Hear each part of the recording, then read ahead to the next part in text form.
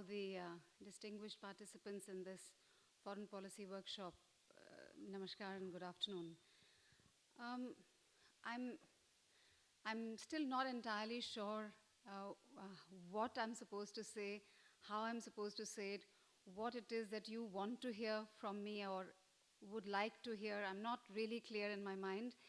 I will therefore speak a little bit on, if that's okay with you, if that meets your expectations, a little bit on India's relations with Brunei Darussalam. And after that, I will touch on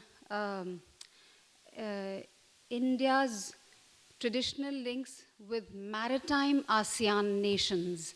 Maritime ASEAN nations. There is a slight distinction between the links that we have with peninsular ASEAN and with maritime ASEAN.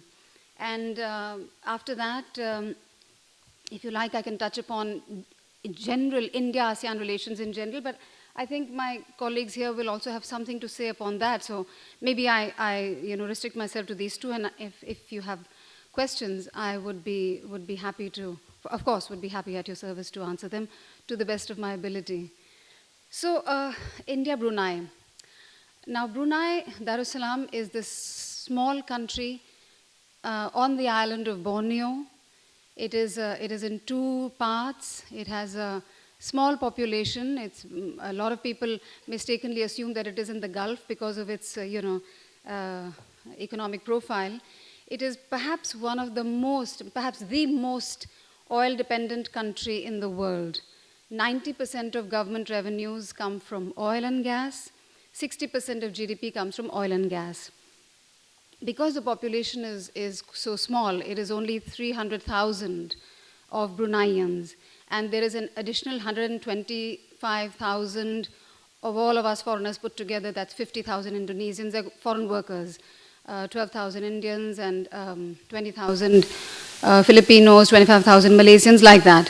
So all of us put together, it comes to about 422,000. Because it is oil and gas rich, the per capita GDP is high. It is between 30,000 and 40,000 US dollars.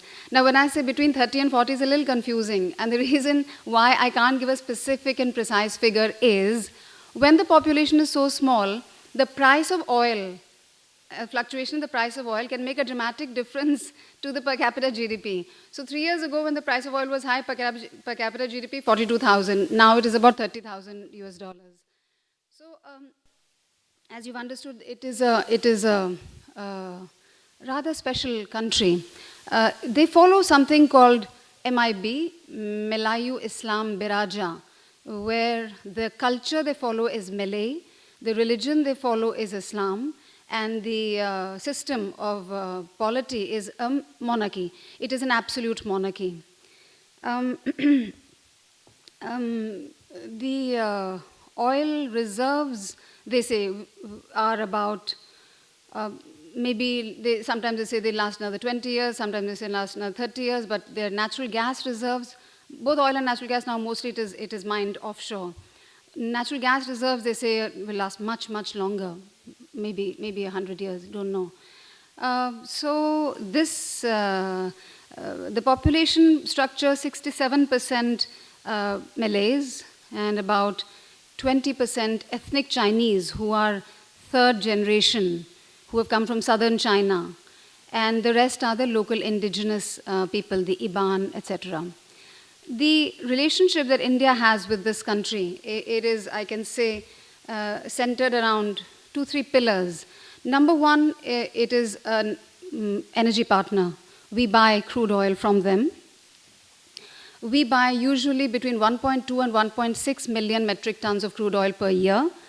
And because, like I just mentioned, the price of oil changes, goes up and down, we used to buy $1 billion worth of oil earlier. Now it's about $650 million worth of oil. We sell to them frozen meat and some cars and some chemicals. We are invariably their third biggest export destination.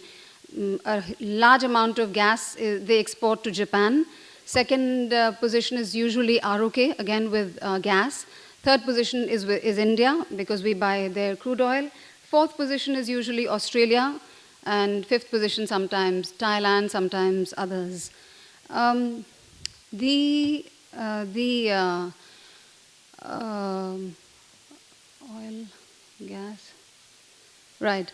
So the other pillar of our cooperation is the fact that this is a member of ASEAN. They were the country coordinator for India between 2012 and 2015, and we feel that our relationship with ASEAN strengthened well in that period. And so certainly the fact of their being an ASEAN member is an important factor in our very regular interaction that we have with them. Though they are a small country, they are able to participate in everything that we organize, that happens within ASEAN, etc. Of course, needless to say, it is a welfare state. Everybody has housing, everybody has cars, electricity, water, petrol is very much subsidized. There is no income tax, there is no sales tax. So in some ways, really, my Western colleagues, they always call it a paradise, and in many ways, indeed, it is a paradise. So ASEAN, the ASEAN relationship, their membership of ASEAN, again, adds to our closeness. And one more thing I should mention is the defense cooperation that we have. We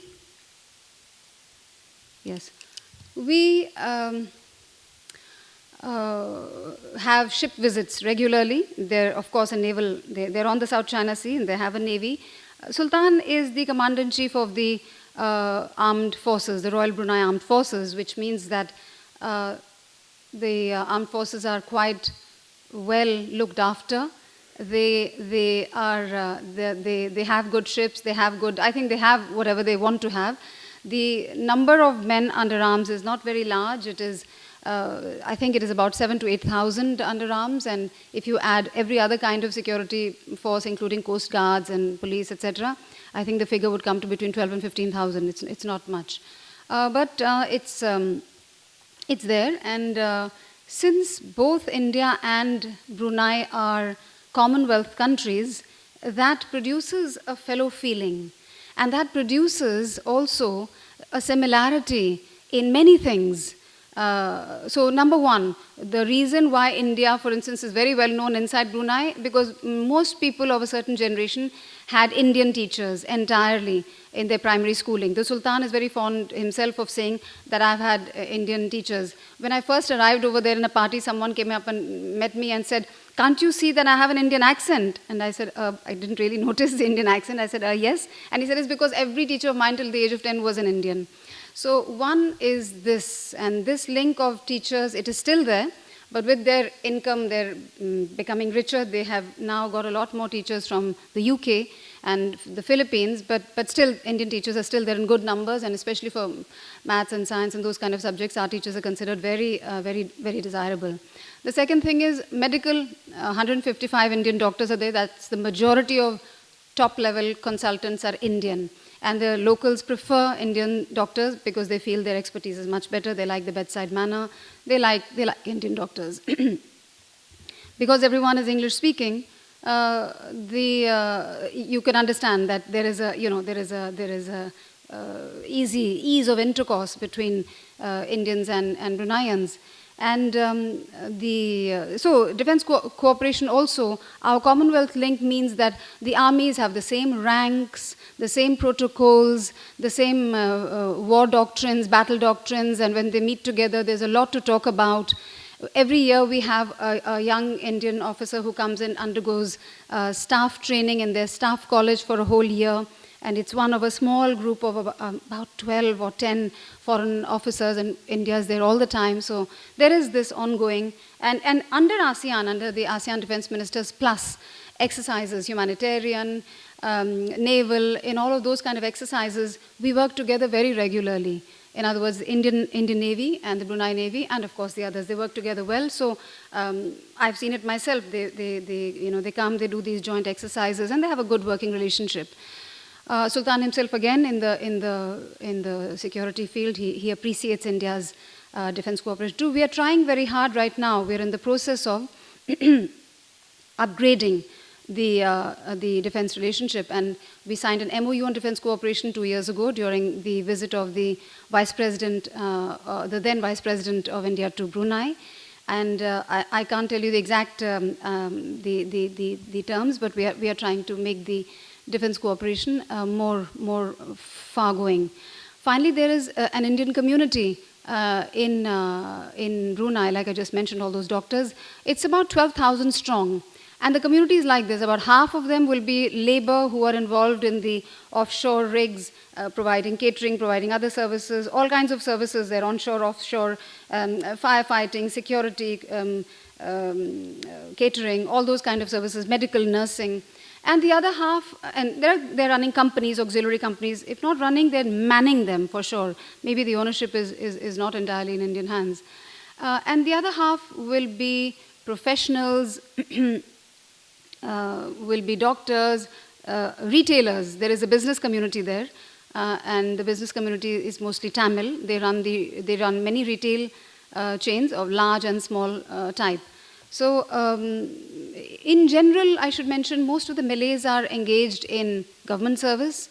Most of the Chinese are engaged in private enterprise or in the mid-ranking levels of the banks. There is, of course, Islamic banking and regular banking, both the streams. I think the market share is 50-50.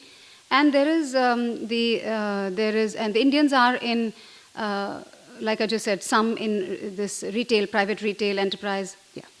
So these are the general contours of the relationship. Yes, I do want to mention, while our import, the amount I mentioned just now, in the year gone by, 2017, it was 1.6 million metric tons of crude oil. While our import amounts to about 20% of Brunei's crude oil production, it only amounts to less than 1% of India's import, 0.75% roughly, of India's overall import of crude. So you can see that, you know, there is space there for growth, and the Brunei side has informed us that of the gas that will come online in about 2 years from now, they are interested to have India purchase more gas, and that is something, of course, we will be looking at. The terms have to be acceptable to both sides, and only then it will go ahead. So very quickly, I will talk about the, if I may, about the relations between maritime ASEAN nations and India, or if I can say so, maybe South India. Many of these countries, including Brunei, Indonesia, Malaysia, Brunei, and northern Brunei, Sarawak, Sabah, two provinces. There are two provinces of Malaysia which are in, the island of Borneo is shared between these three countries. Malaysia with its two provinces, Sarawak, Sabah, Brunei up in the north, in the middle, and in the south, Kalimantan. One other important element of our bilateral relationship is the ISRO tracking station. Because of its location close to the equator, it's a very good place from where to track our satellite launches. And we have a tracking station, we have an agreement with them, and it works very well indeed. Our space scientists, they come there, ISRO people, they come there and they do all that is needed to be done. They stay there for a good length of time, and so that's another element of our cooperation. So, yes. Now these countries, Brunei also was a Hindu-Buddhist kingdom before the advent of Islam. The advent of Islam is traced to about 500 or 550 years ago, and it is, I think, the same ruling dynasty. That is another very important element to remember. It is the same ruling dynasty that has ruled Brunei for the past 600-700 years. So the longevity of the ruling dynasty is a very important consideration in initiatives and the endeavors of the government. That is a point worth remembering, worth bearing in mind. So that Hindu-Buddhist, there's not that much history I read about them. It's not really available over there. But that Hindu-Buddhist, there was one particular king, Alak Betatar, who converted to Islam because he married a princess from Malacca in peninsular Malaysia. And he converted to Islam, and from then on, the ruling dynasty became Muslim, and so did the others. So of course, the Hindu-Buddhist legacy is very much from India, and so is the Islamic legacy. This is the interesting point. The Bruneians admit, they say so, they like to say that we trace our descent from Arabia, and Sultan also says that, I mean, the royal family also traces its descent from Arabia, and in fact from the Prophet's family. Maybe it is so, I'm not sure, it probably is so. But it is certain that, and they also admit this, that the route of the travel was via India. And this is how the boats have traveled in the past. The ships, they traveled from Yemen, off the Gulf of Yemen. They came to Gujarat or to the coast of Kerala, our western coast, and then on to Sri Lanka, the western coast of Sri Lanka, where again there are Muslims who, in all of these places, there are Muslim communities which follow the same school of Islam as is followed in Yemen and Saudi Arabia. That is the Shafi school of Islam, which is totally, well, not totally, which is somewhat different, distinctly different from the Hanafi school, which is followed in North India, Pakistan, Central Asia, Turkey. This is the Sunni school followed over here.